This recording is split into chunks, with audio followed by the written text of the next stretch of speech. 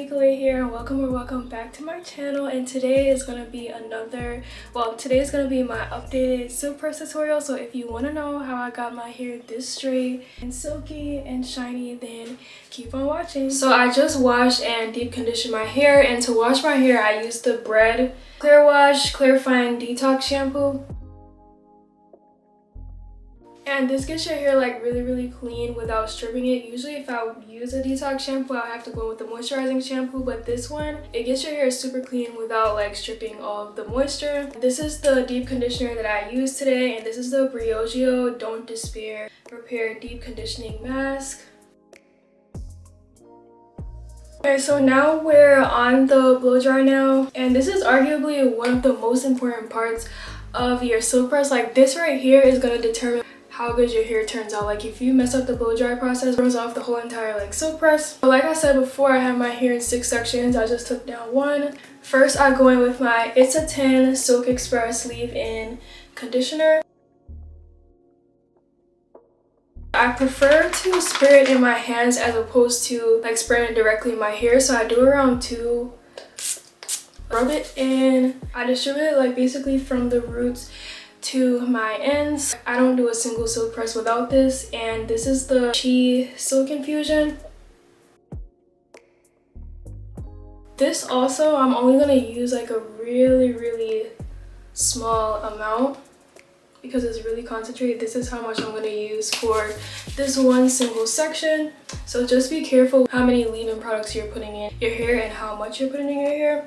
And then I just go through and detangle it before I blow dry it. Also, my hair is like it's only damp, it's not soaking wet, so it's also not gonna take a lot of heat to blow dry it. So I'm gonna show you guys that right now.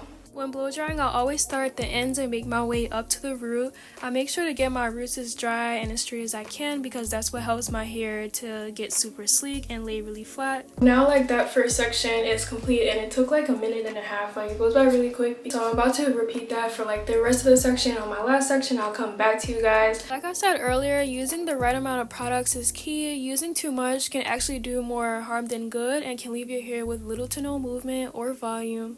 I also make sure that I comb through my hair to distribute the product evenly, and I think this step helps to minimize the amount of heat damage I get because I straighten my hair every month and my hair is pretty healthy because I prep it really well before straightening. And lastly, when I'm done with each section, I go over my roots again just to make sure that they're dried properly. After I'm like done with my blow dry, I like to go in with a cool shot really quickly. I do this to bring my hair back to a regular temperature before I start straightening it. You can skip the step if you want to, and this is how my hair looks after I'm done with the blow dry process. Okay, so now I finished blowing out my hair, and it's as straight as I can get it pretty much with just the blow dryer. So now I'm about to move on to the flat ironing process. This is the flat iron I use. It's the Babyless or Babyliss Porcelain Ceramic Flat iron, and I use it at around 410 degrees.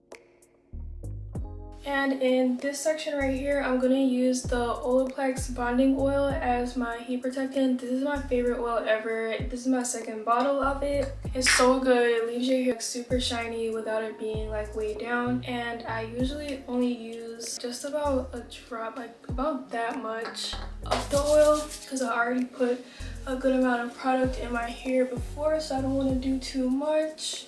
Okay, so I'm gonna show you guys like how I do my hair to get it like super flat and like really silky. As you can see, I'm not super accurate with my parts because in my opinion it doesn't really make that big of a difference. Another key thing to get my hair straight is I use the chase method with a fine tooth comb.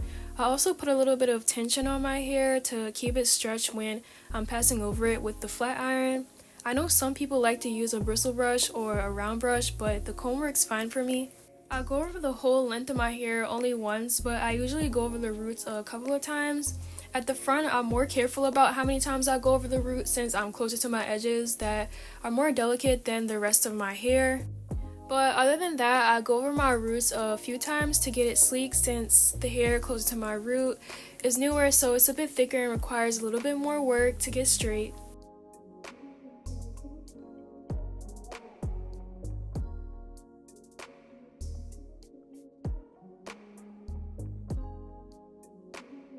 said this before, but make sure your sections aren't too thick because it's hard to get your hair silky and straight and sleek with like big sections.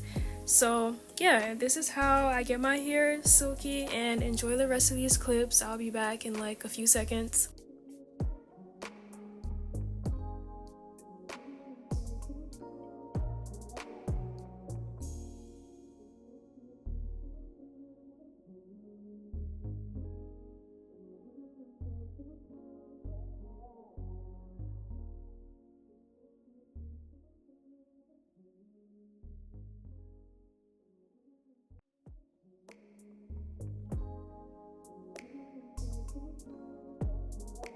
And this is the final product, nice and shiny and straight. I've been on my hair growth journey, so I'm really excited to share more hair videos with you guys. If there's anything specific that you guys would want to see, make sure you leave it in the comments. If you made it to the end of the video, thank you so much for watching. I hope you guys found this video helpful. If you did, make sure you give it a thumbs up. And if you like to see more beauty and lifestyle content from me, then make sure that you subscribe, and I'll see you guys in the next video. Bye!